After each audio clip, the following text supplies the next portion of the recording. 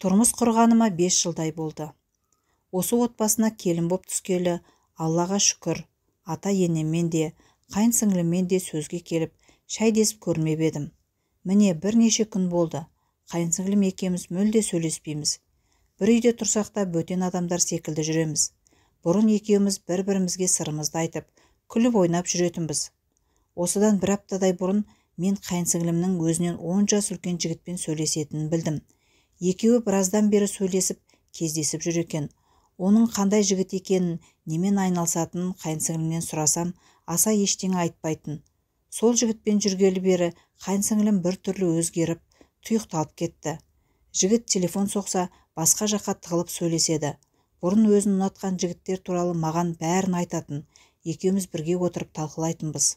Қайын сіңлім өзі сүйкімді, еңбекқор, жақсы қыз. Мен оның бағы ашылып, жақсы бір отбасына келін болғанын қалаймын. Сондықтан да онымен ашық сөйлесіп, жеңгесі ретінде кеңесімді бергім келген. Кездейсоқтық десе де болатын шығар. Мен қайын сіңлім сөйлесіп жүрген жігіттің отбасылы, бала-шағалы екенін біліп қалдым.